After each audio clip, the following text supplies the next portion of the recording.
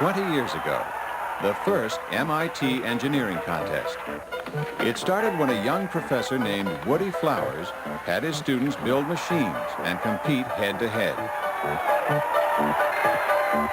Woody is now a famous TV host, and his contest has become a worldwide phenomenon. It spread to the Tokyo Institute of Technology, where students learn the MIT hands-on approach. And it's come to universities in Germany and in Britain. Now, the best, the top 10 from each of the 4 countries, will meet in Boston for the World Series of Engineering. This will be their playing field. Each team will have a goal and a supply of ping-pong balls. Their task? In 10 days, build a machine that collects the balls and gets them to the goal. They can fling them, drive them, roll them, you name it. Whoever gets the most in wins. As the students arrive, they're divided into teams. This competition doesn't pit nation against nation. Each team has 1 member from each country, and one of the goals is international cooperation. Your English will get better here now. Right away, an obstacle becomes obvious. Now your English will get better. There's a different color T-shirt for each of the 10 teams, but they each get an identical kit of parts. Motors, gears, springs, pneumatic cylinders. It's a collection of junk nobody but an engineer could love. My favorite piece is the blue stuff. The stuff, because you can do anything to it. It's easy to cut, and it drills nicely, and it's blue. You can do a lot of tricky things with it. Not only listen to the music. Yeah, I like to do this. And I am making like this. I like music. I don't know if I can use it, but I like it. I think I think also. I think push. But the parts are only raw materials. What's needed is a good idea. What else? Rolling on the pipe. And as the gray team brainstorms, they're seeing how important communication is in engineering. Working together, they're getting a taste of the future. And that's exactly why MIT's Harry West organized the contest. Today, and even more so in the future, engineering is going to be an international business. Products are designed by teams of engineers, and those teams are made up of engineers from all over the world. To be competitive, you have to be able to work together as a team.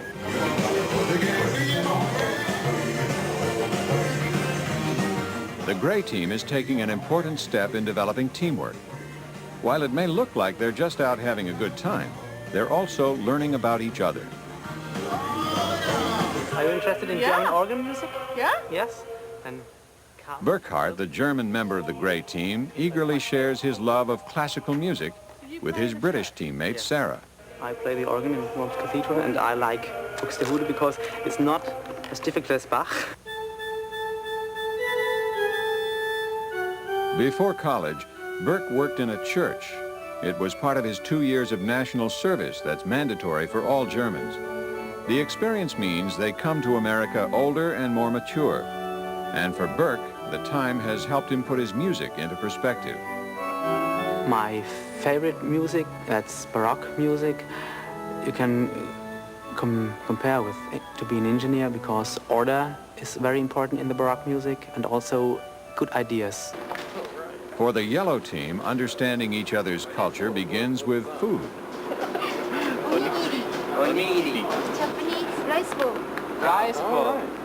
Asako valiantly tries to introduce her teammates to a concoction of rice, pickled plum, and seaweed. She is a pioneer, a woman engineer from Japan. There were just a handful of women in her class in Tokyo, and she was the only one to win a trip to America. I've never eaten such a thing before. I love it. Very good. The differences between her and her teammates go beyond food. Asako was raised in a traditional society, one that does not encourage independence, especially for women. But Japan is westernizing, And when her college took up football, Asako became a manager. Now her trip to America is exposing her to more provocative possibilities. MIT の女の子はちゃんと自立してる。 MIT women seem more independent.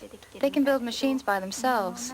In Japan, since there are so few women in engineering, we are babied by our classmates. ないから甘やかされてるところがあるかなってちょっと思います。 In the machine shop, where ideas come to life, the other women feel right at home. But not Asako. In Japan, the men were always eager to help her. At MIT, she's getting the chance to develop her own skills. Her team has decided to convey the balls to the goal with a ramp. It's an obvious choice. Fast and efficient, it's been a proven winner in this year's national contests. With this design, the yellow team is focusing on victory. But Asako is disappointed. The ramp may win, but it's not very original. Despite her growing confidence, she wasn't able to persuade her team to be more daring. It's an idea contest, so I'd like to make a more creative machine. But it's not just my machine, so I can't just change it. In fact, throughout the shop, conformity is catching. We're gonna make a ramp. Push them down a ramp. Down the ramp is the goal. The original strategy was a ramp. A ramp. An unfolding ramp. When students work alone, they can decide for their own personal reasons, for their own personal criteria to come up with a really outrageously creative design. A design that probably won't win, but will show off their design talents to their friends. But when they're working as part of a team, I think there's a certain pressure to conform. The gray team, wrestling with exactly this dilemma, is meeting to pin down their priorities. What do you think? I think it's because I am Japanese. Masaya, the Japanese member, wants to try to win with a safe but sure design, like the other teams. I think Germans are boring too.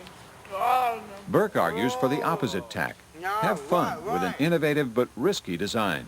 to win the contest is very, very But we have already won. important. We've all shown that we can build a ramp. Everybody's built a ramp. And we wanted to do something new and challenging. Our goal is to make action. Oh, we'll never make a machine to set it up on a tee. It'll never work. The decision? Innovation, with a flipper design. Masaya goes along, though he's not happy. cheer up, Shut up. cheer up. Shut up. Their flicker isn't working that well. But that's okay. To be creative, you have to take risks. Matt, the American member of the gray team, is no stranger to risk. He likes zooming around at 120 miles an hour. His grades suffer because he has a habit of spending more time in the pits than in the library. But this hands-on experience has given him a practical education in engineering. I've learned most of what I know about engineering in my garage, actually. Most of the stuff that I do on the machines in the 270 contest, just common sense stuff that I've seen on cars or something like that. Matt has the experience and the confidence to be creative, and it's no surprise what he contributes to his team's design. A car to disrupt the opponents.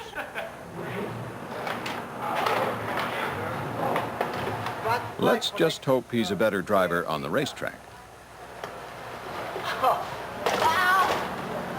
Oh, be careful to control the machine. Be careful. Already it's the night before the contest. There's last-minute scrambling to meet size and weight restrictions. And, of course, the finishing touches. With time up, it's clear there's conformity on another issue, neatness. It's contest time. The yellow team is up early, and Asako is nervous. Their opponents also have a ramp and a surprise, an attack vehicle. But the yellow team's prepared with an impenetrable defense. They stop the attack vehicle dead in its tracks. Watch your car, your car. And on the offensive side, they've designed a chopping arm to drive balls down the ramp. It works flawlessly. For their opponents, nothing works. It's a rout. Asako's team wins by a landslide. As the night goes on, it becomes clear why ramps are a smart choice. They're the best way to get balls to the goal. Now it's the gray team's chance to show off their design. They're up against one of the few other teams that doesn't use a ramp. Right away, there's trouble. Inexplicably, the flicker is stuck on top of the balls. Matt, you've got to kick me. Then Sarah has an idea. She tells Matt to bring the car over and give a push, but it doesn't work. Go up. Go in. Meanwhile, the opponent's dump truck is collecting balls and getting ready to deposit them. For Matt, it's demolition derby time as he drives the dumpster away from the goal. The defense is strong, but the offense can't score. You got anything? No, wait it down. Go down. Their experiment in creativity won't win the contest, but they're not disappointed. It was locked. It was always touch and go. It was touch. It wasn't go. Yeah. After 3 grueling rounds, the yellow team makes it to the finals. No surprise, it'll be ramp against ramp. Just before the starting buzzer, the yellow team spots a problem. It's not okay. Their ramp gets caught on the way. They try freeing it with a chopping arm. Just chop like man. But to no avail. The red team makes winning look easy.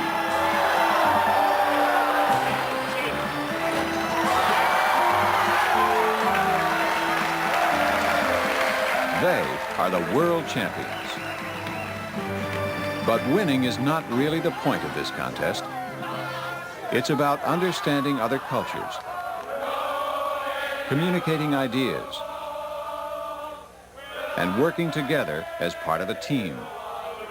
All these students have taken a giant step into the international future of engineering.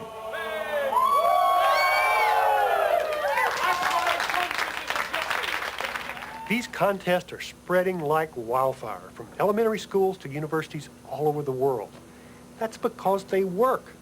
They teach physics, math, engineering, and other things like international cooperation. But most of all, they link teaching to the real world. Here's what I mean. This computer system is running one of the new engineering packages, and it's great. If I were in one of these contests and wanted to scoop up balls,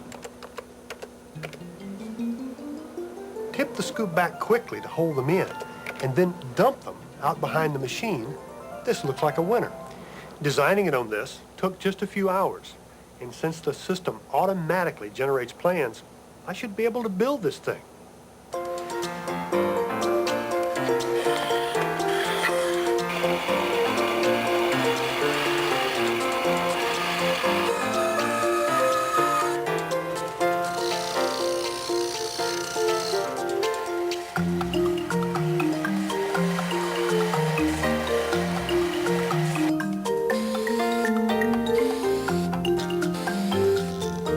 Here it is, and see?